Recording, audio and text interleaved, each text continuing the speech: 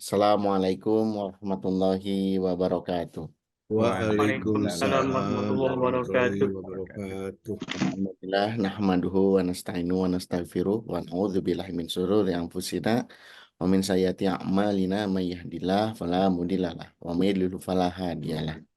Asyhadu an la ilaha illallah wa asyhadu anna Muhammadan abduhu wa rasuluh la nabiyya ba'da.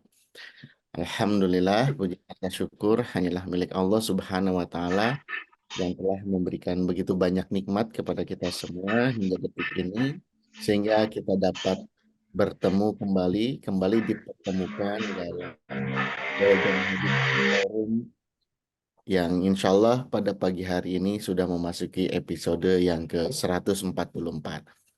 Selawat serta salam, mari senantiasa kita curah limpahkan kepada suri tauladan kita, Nabi Muhammad Sallallahu Alaihi Wasallam, keluarganya, sahabat-sahabatnya, tabiin-tabiatnya, dan juga para pengikutnya hingga akhir zaman. Ibu, Bapak seluruh partisipan Golden Habit Forum, Alhamdulillah pada pagi hari ini sudah membersamai kita, Ustadz kita, guru kita, Ustadz Agus Sukaca, yang insya Allah akan membahas topik terkait dengan mempersiapkan Ramadan sebagai momentum membangun kebiasaan utama. Mengingat kita juga ini tinggal beberapa hari lagi insya Allah akan memasuki bulan Ramadan, sehingga mudah-mudahan nanti apa yang disampaikan oleh Ustaz Agus bisa semakin mempertebal persiapan kita dalam rangka menyambut bulan suci Ramadan. Mari sama kita buka kajian pada pagi hari ini dengan melafazkan basmalah bersama-sama. Bismillahirrahmanirrahim. Bismillahirrahmanirrahim. Selanjutnya waktu dan tempat kami persilakan kepada Ustadz Agus Sukaca. Monggo Ustadz.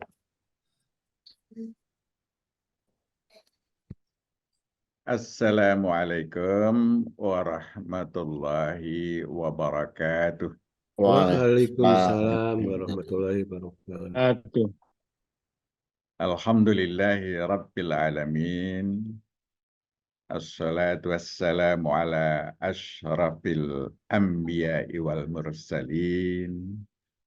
Muhammadin wa ala alihi wa sahbihi ajma'in. Amma ba'd, Bapak Ibu, segenap partisipan Golden Habit Forum rahimakumullah,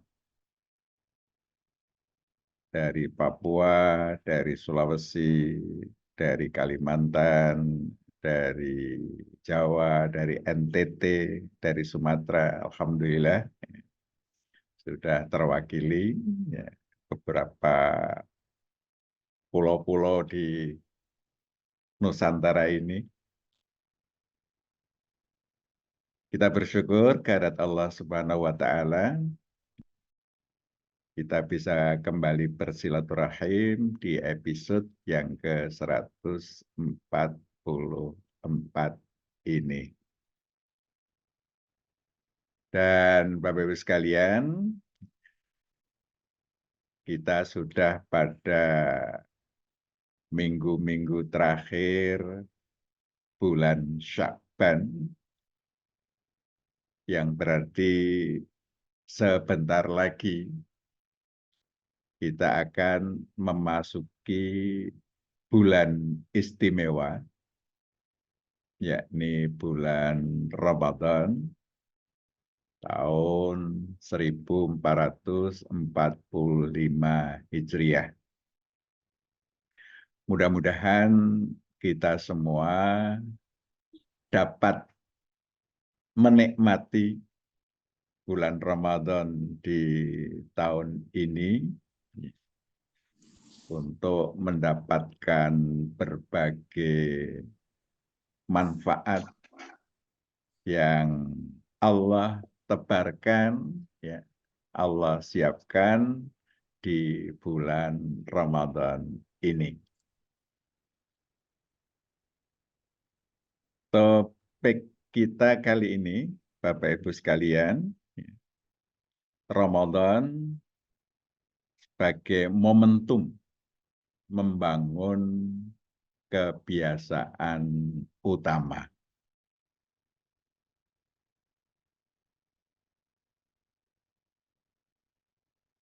sekedar mengingatkan ayat yang senantiasa kita baca di bulan Ramadan, dan saya kira kita semua sudah hafal Quran Surah Al-Baqarah ayat 183. A'udzubillahi minasyaitonirrajim. Ya ayyuhalladzina amanu kutiba alaikumussyam kama kutiba alal ladzina min qablikum la'allakum tattaqun. Wahai orang-orang yang beriman, diwajibkan atas kalian berpuasa sebagaimana diwajibkan atas orang-orang sebelum kalian agar kalian bertakwa. Ini seruan untuk orang-orang yang beriman melakukan amalan-amalan puasa dan amalan-amalan di bulan Ramadan supaya semakin meningkat takwanya. Takwa itu adalah sebuah implementasi dari keimanan yang diaktualisasikan dengan ayyuta wala yu'so, dengan ketaatan dan tidak maksiat, tidak mengabaikan dari tuntunan Allah dan Rasul-Nya. Jadi implementasi keimanan itu berupa ketakwaan, menjalani hidup dengan ketaatan penuh kepada Allah dan Rasul-Nya, sehingga di dalam menjalani hidup ini kita betul-betul faham, mengerti posisi kita sebagai hamba Allah. Tugas hamba adalah taat kepada Allah, ya, taat kepada Tuhan kita, sehingga menjalani hidup ini dalam ketaatan. Bapak Ibu, saudara-saudara sekalian, pimpinan pusat telah menerbitkan maklumat awal Ramadan, di mana di akhir Sya'ban, 29 Sya'ban, yang terjadi pada tanggal 10 Maret itu telah terjadi ijtima' antara matahari, bulan, bumi, itu berada di dalam satu garis lurus yang terjadi pada pukul 16:07:42 waktu Indonesia Barat. Itu terjadi ijtima', ya, di mana bulan itu sudah berada di dalam satu garis dengan matahari dan bumi, sehingga saat selanjutnya matahari yang bergerak lebih cepat akan tenggelam lebih dahulu. Sehingga pada saat matahari terbenam pada Ahad 10 Maret, hilal sudah wujud. Meskipun masih di bawah 1 derajat, ya. Jadi masih wujudnya kalau di ru'yat kemungkinan belum terlihat. Tetapi dengan metode hisab yang dilakukan Muhammadiyah, hilal itu sudah wujud, maka hari Senin tanggal 11 Maret itu kita sudah berada pada bulan Ramadan. Jadi nanti kita mulai berpuasa tanggal 1 Ramadan itu jatuh pada tanggal 11 Maret, hari Senin, tahun 2024, 1445 Hijriah.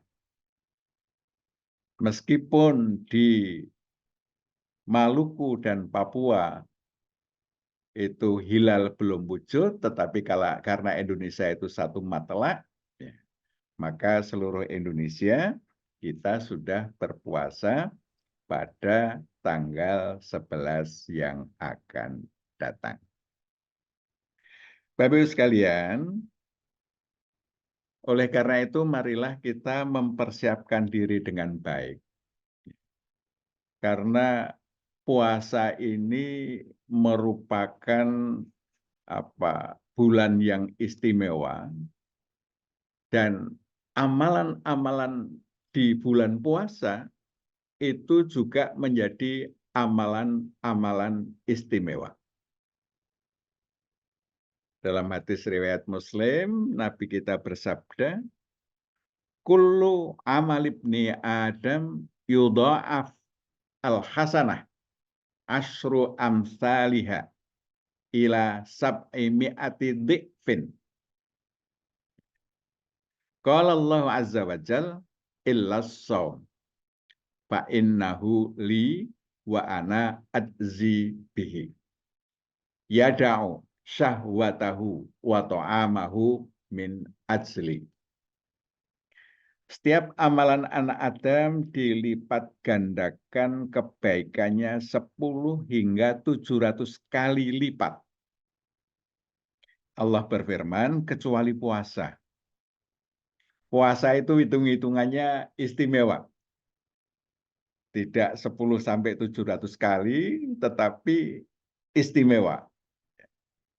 Sesungguhnya puasa itu untukku, maka aku sendiri yang akan memberinya balasan. Mereka menghindari syahwat dan makanannya karena aku. Jadi puasa ini, ini istimewa, dan bulan puasa itu merupakan bulan yang juga istimewa.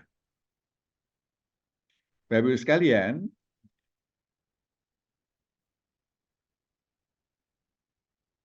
sesuai dengan topik kita, marilah kita jadikan Ramadan ini sebagai bulan yang penuh keistimewaan. Kita jadikan untuk membangun kebiasaan-kebiasaan utama atau golden habit. Karena kalau kita memiliki kebiasaan-kebiasaan utama telah menjadi sebuah kebiasaan, ini akan menjadi amalan-amalan terbaik kita.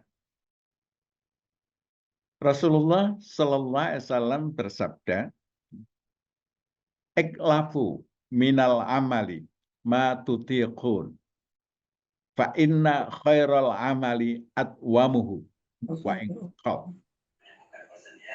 Laksanakanlah amalan yang mampu kalian lakukan.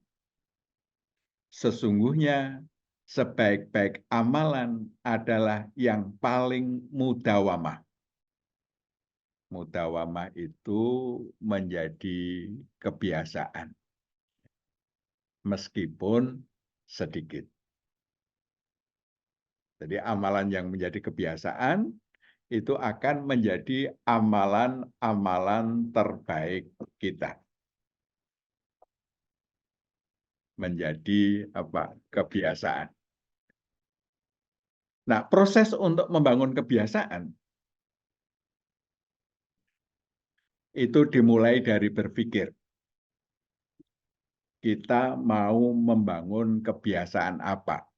Amalan apa yang akan kita biasakan? Jadi kita rencanakan amalan yang akan kita install, kita jadikan menjadi habit kita, menjadi kebiasaan kita. Nah, ketika kita berpikir, kita merencanakan, kita berniat untuk melakukan suatu amalan, maka di dalam otak kita telah ada rekamannya. Otak kemudian merekam amalan yang mau kita lakukan itu. Nah, selanjutnya, niat tadi kita laksanakan, maka setelah kita melaksanakan, otak sudah menyimpan, mememorize, ya, membuat arsip memori tentang pengalaman melaksanakan amalan yang kita lakukan itu. Jadi sudah ada file memori tentang pengalaman bagaimana kita melaksanakan amalan yang kita rencanakan itu. Selanjutnya, kalau kita ulang-ulang, kita mengulang, ya, semakin banyak ulangan akan menimbulkan perubahan-perubahan yang ada di dalam otak kita yang diawali dengan perubahan fisiologis. Jadi sudah ada perubahan di dalam otak yang merekam, ya, mendokumentasikan pengalaman melakukan amalan-amalan itu. Nah, setiap amalan yang kita niatkan itu pada awalnya itu dikendalikan oleh pikiran sadar kita. Jadi kita dengan kesadaran merencanakan melakukan suatu amalan. Kemudian ada proses perekaman, kemudian ada file penyimpanan pengalaman melakukan itu. Nah, setelah pengulangan tertentu, perubahan fisiologi lama-lama akan terjadi perubahan anatomis di otak kita, di pikiran kita, yang mengendalikan proses terjadinya amalan tersebut. Nah, ini kalau sudah terjadi perubahan otomatis, anatomis, maka yang semula itu dikendalikan oleh otak sadar, kemudian dikendalikan oleh otak bawah sadar, oleh pikiran bawah sadar. Itu dengan pengulangan-pengulangan. Ya, dengan pengulangan-pengulangan, kendali amal itu nanti berada di dalam kendali pikiran bawah sadar. Apa bedanya amalan yang dikendalikan oleh pikiran sadar dengan bawah sadar?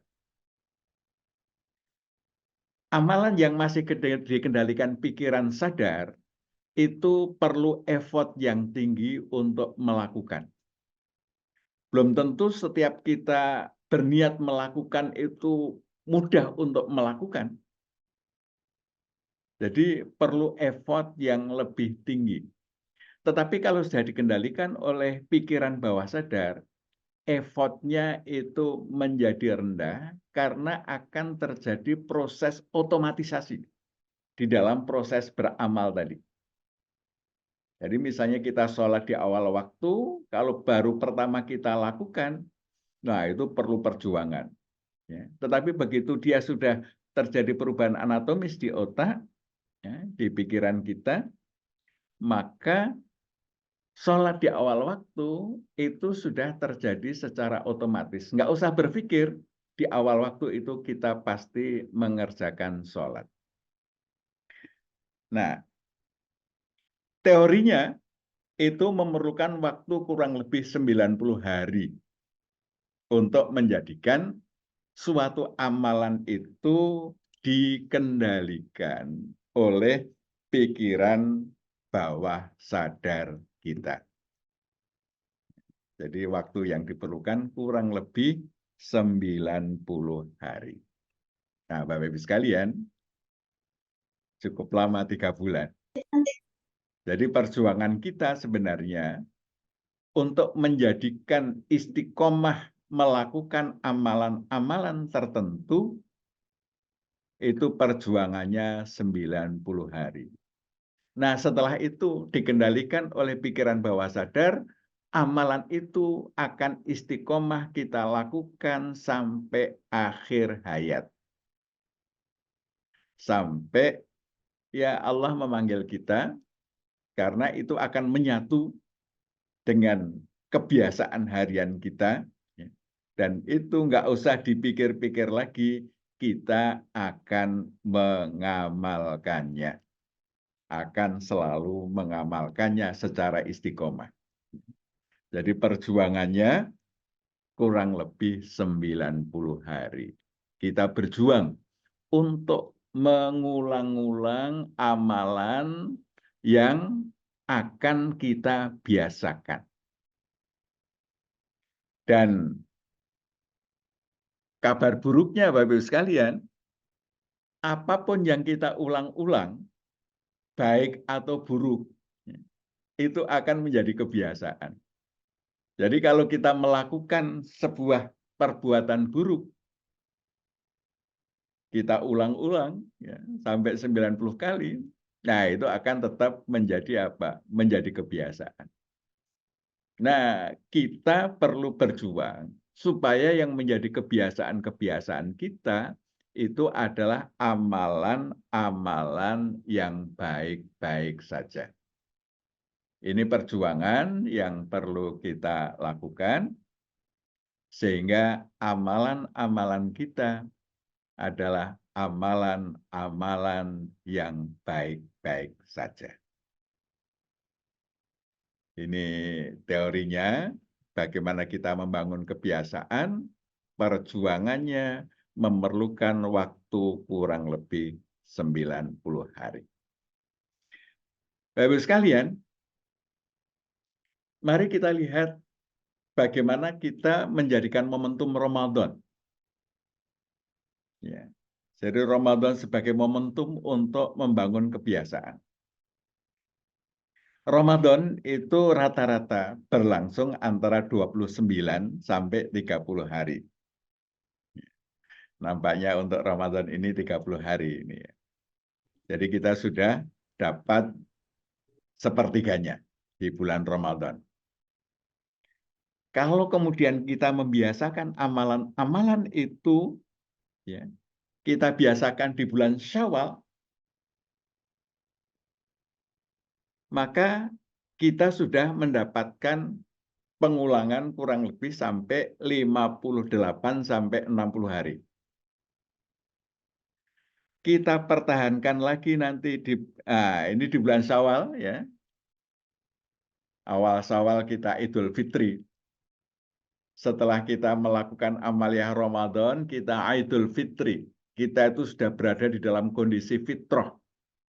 Yang kondisi fitrah itu kita mesti perjuangkan di bulan Syawal untuk menjadi bagian habit kita. Habit kita adalah habit yang sesuai fitrah. Jadi kita rayakan Idul Fitri, kita berada dalam kondisi fitrah, maka kita mesti mempertahankan kondisi fitrah itu di bulan Syawal, kita tetap dalam kondisi fitrah.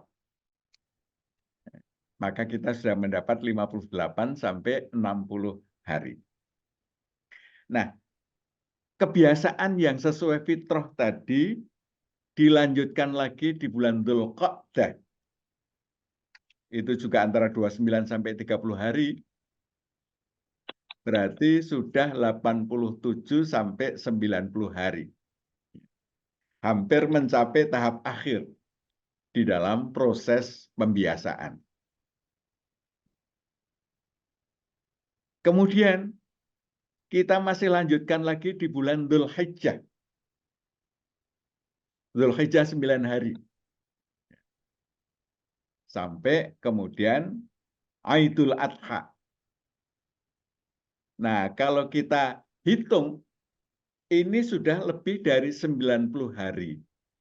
Sehingga kalau kita membiasakan amalan-amalan utama Ramadan tadi, kita pertahankan sampai di Aidul Adha, maka amalan-amalan tadi insya Allah sudah menjadi amalan-amalan yang mudawamah di Idul Adha. Sudah 90 hari lebih sedikit. Ya. Kalau kita ketemu yang 29, ya ini sudah 9, bisa kurang lebih 99 hari, ya, antara 96 sampai 99 hari. Jadi kalau kita berhasil mempertahankan amalia-amalia harian kita yang kita biasakan di bulan Ramadan, ya, yang kita jadikan sebagai momentum karena di situ apresiasi Allah itu luar biasa. Kita lanjutkan, kita pertahankan hingga bulan Dzulhijjah, saat itulah Adha, maka amalan-amalan itu telah menjadi mudawamah, telah menjadi habit. Nah, Bapak-Ibu sekalian, ya. Jadi ini sebuah perjuangan riyadhah membangun habit dimulai Ramadan, dan nanti kita akan memperoleh hasilnya pada saat Idul Adha. Ini adalah waktu yang luar biasa. Ya, kalau kita bisa konsisten istiqomah, suasana Ramadan kita lanjutkan pada bulan Syawal, Dzulqa'dah, sampai kemudian Idul Kurban.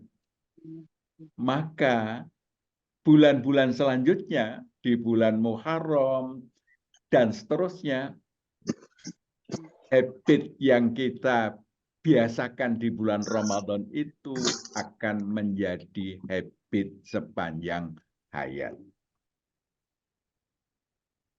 Bapak-Ibu sekalian, mari kita siapkan diri kita untuk membangun habit-habit itu. Amalan apa ya, yang menjadi mustahab di bulan Ramadan? Amalan yang perlu dimudawamahkan apa saja? Ini antara lain kan kita di bulan Ramadan pasti puasa. Kita tiap hari puasa, nggak terasa itu setiap hari puasa. Jadi puasa itu menjadi sesuatu hal yang biasa di bulan Ramadan, kita semua melakukan.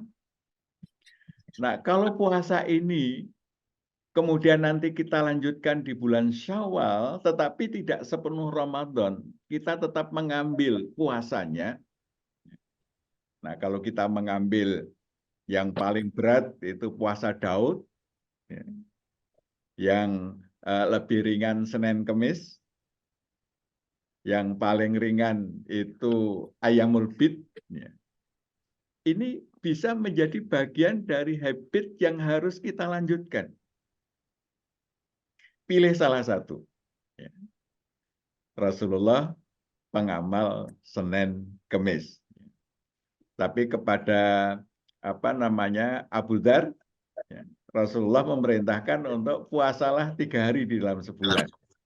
Ya, pilihlah Ayyamul Bid, tanggal 13, 14, 15 bulan Hijriah. Monggo, mana yang mau kita lanjutkan itu menjadi habit. Sehingga di Syawal, bulan Syawal, kita sudah mulai. Ya, Syawal itu ada puasa 6 hari, nah, ditambah dengan apa? Nah, nanti di bulan selanjutnya kita tetap apa yang kita pilih, itu kita lakukan pada bulan-bulan selanjutnya. Kemudian sholat fardu dan sholat nawafil. Nah, di bulan Ramadan biasanya kita itu begitu mementingkan sholat kita, sehingga sholat fardu selalu kita usahakan di awal waktu berjamaah di masjid. Nah, ini di Ramadan biasanya kuat kita melakukan. Tambah nawafilnya, apa? Qiyamul Lail. Nah, Qiyamul Lail yang banyak dilakukan di masyarakat itu ba'da Isya langsung tarawih. Nah, untuk para peserta Golden Habit ini ada bagusnya membiasakan Qiyamul Lail pada jam-jam yang disarankan oleh Nabi atau jam-jam utama, sepertiga malam akhir. Jadi Qiyamul Lail menjelang sahur. Ya. Ini kalau kita ke Masjidil Haram itu ada 2 gelombang, gelombang Ba'da Isya dan gelombang mulai jam 2. Nah, saya kira sudah saatnya kita membiasakan ya untuk mengambil yang akan kita jadikan habit selanjutnya. Karena kita Qiyamul Lailnya untuk waktu selanjutnya mengambil sepertiga malam akhir. Nah, bisa ajak-ajak, ya boleh di masjid, ajak-ajak yang lain, gelombang kedua. Atau mungkin ya bisa dilakukan di rumah masing-masing, tidak masalah. Ya, tidak masalah. Karena Nabi yang jamaah di masjid kan hari pertama, hari kedua, hari ketiga berikutnya nggak muncul. Ya. Ya, jadi kita juga bisa membiasakan. Tetapi sholat nawafil kita, sholat lail kita, qiyamul lail kita siapkan, kita lakukan pada saat-saat yang bulan lain kita juga melakukan pada jam-jam itu. Duhanya bisa dibikin pola, ya, bisa dibikin pola. Mau begitu selesai syuruk, nunggu kurang lebih 15 menit, kita lakukan di awal waktu, ya, atau mau jam berapa, tetapi sebaiknya berpola. Kalau tidak berpola, sulit menjadi kebiasaan. Kalau berpola, insya Allah lebih mudah menjadi kebiasaan. Kemudian Ramadan, ya, ini amalan yang sangat disarankan, ya, banyak bersedekah. Ya. Banyak di antara kita yang menghitung zakatnya di bulan Ramadan, kita keluarkan di bulan Ramadan. Ya. Nah, sedekah ini bisa menjadi apa? Menjadi habit yang kita lakukan setiap bulan. Kita punya pendapatan, kita mesti apa? Mesti potong, ya. Tetapkan ini adalah untuk zakat, infak, sedekah. Ramadan kita menjaga adab Islami sehingga kita menjadi orang yang beradab, ya. Menjadi orang yang beradab. Ya. Ini di bulan Ramadan. Berpikir positif, ya. Kita senantiasa berpikir positif, berhusnudzon, tidak bersuudzon. Bahkan tidak boleh mengucapkan kata-kata kotor, ya. Malam yada qaulaz zur. Nah, ini kan orang yang puasa yang tidak mampu menjaga dari perkataan yang zur, ya. Maka Allah tidak punya hajat atas puasanya itu. Jadi puasanya menjadi sia-sia. Ini kita persiapkan untuk juga dilaksanakan pada bulan-bulan setelah puasa. Bapak-Ibu sekalian, ini adalah pilar-pilar kebiasaan pembentuk karakter pengamal soleh. Ini adalah pilar pentingnya. Puasa, sholat, zakat, infak, ada berpikir positif. Ini pilar-pilar penting untuk membentuk karakter pengamal soleh. Nah, selanjutnya di bulan Ramadan biasanya tadarus kita kuat. Saya banyak bertanya, mewawancarai, ya, calon-calon dosen maupun di berbagai forum. Ya. Rata-rata mereka khatam Al-Quran di bulan Ramadan. Rata-rata sebagian besar mengkhatamkan Al-Quran di bulan Ramadan. Di luar Ramadan, tidak. Nah, kalau kebiasaan khatam di bulan Ramadan, apalagi diikuti dengan memahami artinya, ini kita lanjutkan di luar bulan Ramadan sampai nanti Idul Adha, maka selanjutnya tadarus Al-Quran itu menjadi habit kita. Oleh karena itu, buat pola bulan Ramadan itu membaca Al-Qur'annya jam berapa saja. Ayat yang secara jelas menyebutkan waktu membaca Quran, warattilil Qur'ana tartila, itu adalah waktu bangun malam. Jadi setelah tahajud, menunggu waktu subuh, baca Al-Quran. Sehingga ada space waktu antara tahajud dengan subuh. Nah, kalau Ramadan, ya ada space waktu mungkin ya sebelum sahur. Setelah selesai Qiyamul Lail, masih ada waktu baca Al-Quran, baru kita melakukan sholat subuh. Nah, kalau kira-kira kita bisa menyelesaikan minimal 1 juz ya, sebelum subuh, berarti ini habit untuk bisa mengkhatamkan Al-Quran sebulan minimal sekali. Itu kita selesaikan sebelum subuh ba'da tahajud. Kebiasaan membaca. Ramadan juga kebiasaan pengajian taklim. Ramadan taklim di mana-mana. Kita bisa mengikuti kuliah subuh di masjid, rata-rata masjid menyelenggarakan kuliah subuh. Ba'da sholat isya, itu biasanya juga ada taklim. Sehingga kita bisa taklim tiap hari. Nah, nanti kalau Bapak Ibu sekalian mau qiyamul lailnya malam, ya setelah isya pulang, ya, biar yang sholat qiyamul lailnya ba'da isya, biar anak-anak dan para remaja, nah yang sudah dewasa ini perlu membiasakan qiyamul lailnya pada dini hari. Ini Bapak Ibu sekalian akan membangun apa? Karakter pembelajar. Membaca Al-Quran, membaca buku, pengajian atau taklim, ini merupakan pilar-pilar kebiasaan pembentuk karakter pembelajar. Selanjutnya di bulan Ramadan, kesempatan untuk berdakwah luar biasa. Ya, jadwal itu biasanya di bulan Ramadan penuh. Nah tentu berdakwah kita mestinya dikelola secara organisasi. Maka Ramadan ini juga merupakan latihan berorganisasi, bagaimana mengelola masjid, mengelola organisasi, sehingga kita bisa menjalani Ramadan dengan sebaik-baiknya. Kita bisa menjadwalkan selama Ramadan mau kultum berapa kali, mau pengajian berapa kali. Dan waktunya kan banyak, jelang buka, ba'da tarweh, ba'da isya, sebelum tarweh, ba'da subuh. Ini rata-rata masjid menyelenggarakan 3 ini. Ya, tiga jenis pengajian. Nah, ini merupakan pilar-pilar pembentuk karakter pejuang.